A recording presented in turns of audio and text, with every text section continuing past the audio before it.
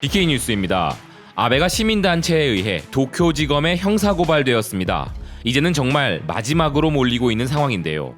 일본 아사히 계열 아에라의 보도에 나온 고발장에 따르면 국가 예산으로 개최하는 벚꽃을 보는 모임 행사에 아베 총리가 현지 후원자 약 850명을 초청하여 주류와 식사를 제공한 것은 공직선거법 위반 혐의라는 것입니다.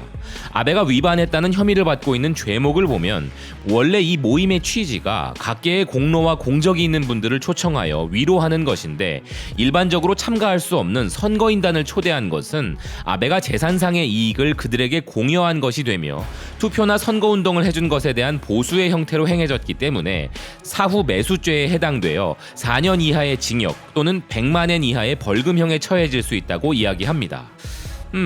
참 신빙성 높아 보입니다. 왜냐면 매수 없이 저 자리까지 올라갔다고는 믿기 힘든 아베니까 말입니다. 기사가 말하는 또 다른 죄목은 모임 전야제 행사에 있었던 호텔에 지급한 금액과 참가자들로부터 받은 수입의 총액이 모두 보고서에 기록되어야 하지만 기재되어 있지 않으므로 불기재죄가 성립된다고 하는데요.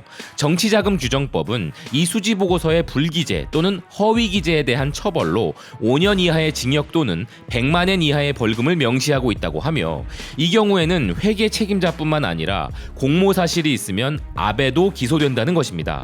그리고 또 하나 불거지고 있는 의혹이 있다는데요. 국가 행사 비용으로 호텔의 비용을 지급하고 그 비용을 부풀려 국가에 청구하여 그 차액을 공금 유용한 것이 아닌가 하는 의혹이 있다고 합니다. 만약 이런 행위가 있었다면 배임죄로 기소되고 이 경우 호텔 측도 공범이라고 이야기하는데요. 의혹은 무슨 의혹이겠습니까? 아베가 돈 남았다고 국가에 반납할 사람일 리가 없고 그런 지혜는 이번 일에 관련된 불법 피라미드 회장과 야쿠자 큰형님들로부터 배운 것일 텐데 말입니다. 지금까지 온갖 의혹에 휩싸여 있으면서도 도망쳐왔다는 기사는 정치와 돈과 관련된 문제로 몇몇 자신의 내각 관료들을 꼬리 자르게 해왔는데 아베는 이제 책임지는 법조차 잊어버린 것이 아닌가라고 이야기합니다. 그리고 아사히에는 와세다대 정치경제학술원 교수 사이토 주니치의 기고문이 실렸는데요. 이번 사태가 국가 쇠퇴의 시작이라는 헤드라인으로 기고를 했습니다. 필자는 국민이 뽑은 정부와 정부를 지탱하는 관료의 이러한 행동이 바로 국가의 향상이 끝나고 쇠퇴기가 시작되는 징조라고 지적했습니다.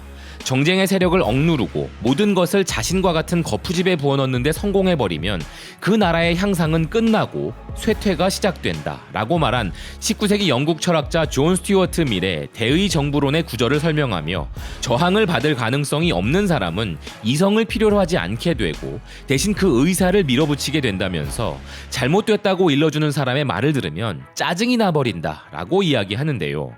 필자의 말을 듣고 보니까 지금까지 아베 내각에서 옳은 소리 하는 인간이라곤 전혀 찾아볼 수 없었던 것도 그렇고 원래는 친한이었던 작자가 극우로 돌아선 사례를 봐도 그렇고 매우 정확한 비유라는 생각이 드는 부분이군요. 헌정사상 최장기간 정권이 된 아베 정권이 이번 사태에 대응하는 것을 보고 있으면 바로 이 쇠퇴의 징후가 분명히 보인다는 필자는 관료 조직으로부터 관료제의 장점인 합리성을 빼앗으며 윗사람의 말에만 복종할 것을 강요하고 있는 것이 바로 아베 내각이라고 이야기합니다. 지금의 범죄 의혹도 문제지만 문제는 거기서 끝나지 않는다는 필자는 지금까지 불편한 공문서를 은폐, 수정, 폐기를 거듭해왔지만 이번에도 같은 수법을 쓰고 있다고 비난하는데요.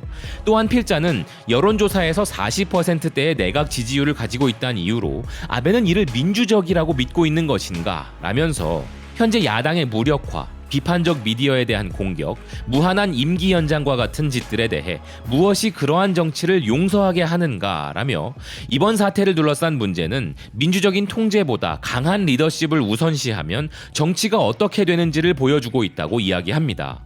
이전에도 아베를 둘러싼 충격적인 비리들은 많았으나 말도 안 되는 억지를 부려도 허용이 되는 분위기가 분명히 있었습니다. 그것은 나라가 기울어 위기가 오다 보니 일본 국민들도 아베가 다시 한번 강한 일본 제국을 만들어줄 것이란 기대가 있었기 때문일 것이고 그에 더불어 극우 성향의 강력한 단체가 아베의 뒤를 바치고 있었기 때문일 것인데요. 그렇지만 지금은 일본 언론들의 보도들만 봐도 달라진 아베의 입지가 느껴지는 순간입니다. 정승집 개가 죽으면 문전성시를 이루지만 정승이 죽으면 개 한 마리 얼씬하지 않는다는 속담처럼 힘 빠진 정승인 아베를 일본이 어떻게 처리할 것인지 궁금해지는 상황이 아닐 수 없습니다.